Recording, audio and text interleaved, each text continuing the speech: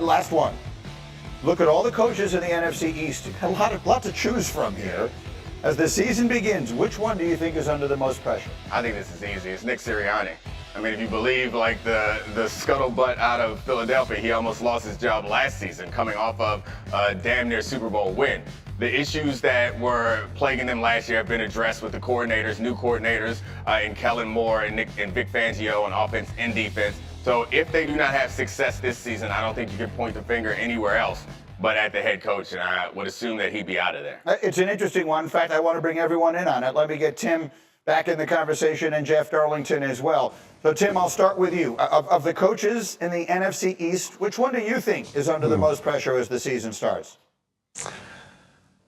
I mean, I think it's Mike McCarthy. I mean, just look at the situation, the fact that he's basically a lame duck coach because of his contract, because of the other contract situations with star players. I think that's the hot seat. I mean, that was the hot seat. Felt like when the playoff loss to Green Bay happened last year, that seat was extremely hot.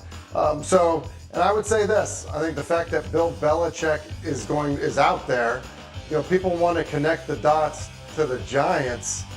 I think it's easier to connect the dots with Belichick to Dallas than it is to New York in terms of, you know, an owner being willing to, to bring someone like Belichick in. So, like, I think those are the factors that are huge in Dallas.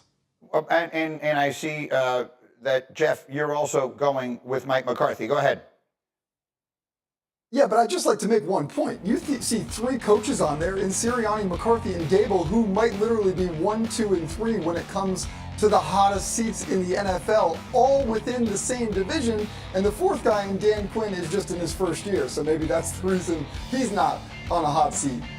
With Mike Vrabel and, to Tim's point, Bill Belichick, both available, there has never been a worse time in the history of the NFL to be on the hot seat, and you've got three teams in the richest division in sports currently on that hot seat. I'm going to say Mike McCarthy, but I could honestly go with any of those three. Well, that's the point. That's the reason that I went with Daboll, just because I wanted to make the point that it's a three-way tie, because I think all three of those coaches are a bad season away from getting fired. I think that Sirianni gets fired if the Eagles are bad. I think that McCarthy gets fired if the Cowboys are bad. And I think that Daboll gets fired if the Giants are bad. And the reason I went Daboll, and Tim, I'm interested to hear your thinking on this, is I have always been under the impression, I don't pretend to know Bill Belichick well. I've been around him a little, but I know people who know him well.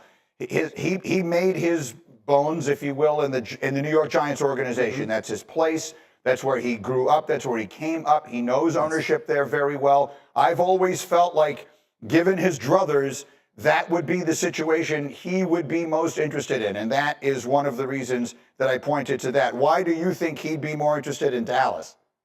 Yeah. I get it. He's friends with John Bon Jovi, so you're making the New Jersey connection. Right. Listen, here's what I would say too. Like, I think the money could be astronomical in Dallas, and people can say what they want. It's not about the money or any of that stuff.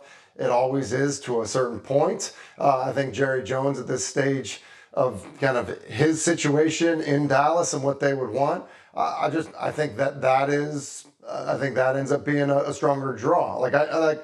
That's what I think would happen. So listen, because there was a relationship, whatever that was, 25, 30 years ago, it does not mean that is, hey, I'm going to just go retrace my steps, back in the Meadowlands. I get what Tim's saying, but I would say also the most important thing for Belichick is to break that record, I would assume. The money doesn't matter, and the team that gives you the chance to break that record is going to be one of those other teams. The job became available. You had the choice between those three jobs. And what does he need, 14 wins? You can get 14 wins in 1 year with Dak Prescott or with Jalen Hurts and that Eagles team.